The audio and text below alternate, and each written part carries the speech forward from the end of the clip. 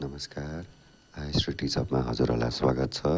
म आज विकली attendance seat एक्सेलमा कसरी बनाउँछ त त्यो देखाउन गइरहेछु।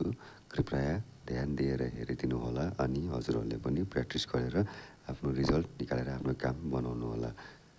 त्यसको लागि छ पहिला A को 3 मा नेम हेडिङ र सन्डे मन्डे ट्युसडे वेडनेसडे दिएर स्याटरडेसम्म छ र हामीले निकाल्नु पर्ने छ टोटल प्रेजेन्ट, टोटल एब्सेन्ट र टोटल एलडिएस र फर्मुला हुन्छ टोटल प्रेजेन्टको लागि equals to count if bracket open B4 भनेको चाहिँ मेरो बीमा चाहिँ बीको 4मा चाहिँ नाम परेको छ नि त एचहरू भन्ने हैन कन्टेन्ट, त्यही कारण B4 इन्स टु कलन लाएर H4सम्म सेलेक्सन गर्नु पर्यो। एचमा चाहिँ स्याटरडे छ, स्याटरडेको प्रेजेन्ट, त्यसपछि कमा इन्भर्टेड कमा पी प्रेजेन्ट हेर्नु छ पी, त्यसपछि ब्र्याकेट क्लोज गर्यो, इन्भर्टेड कमा क्लोज गरेर एन्टर गरिदियो।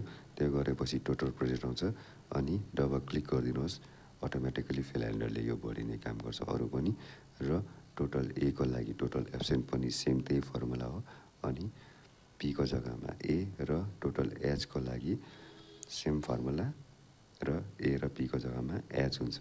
र हजुरहरूलाई कसैलाई पनि कम्प्युटर क्लासको लागि इच्छुक हुनुहुन्छ भनेदेखि IST teach up computer training centre 7 mile Kalimpong बाइपासमा उपलब्ध छ।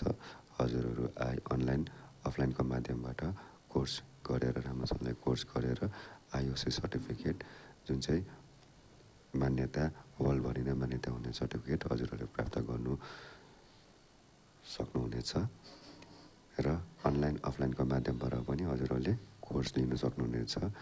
यो फेसिलिटी पनि छ र एकदमै रिजनेबल प्राइसमा राम्रोसँगले कोर्स सिकाइन्छ र राम्रोसँगले कोर्स गरेर सर्टिफिकेट प्राप्त गर्नुहोस्।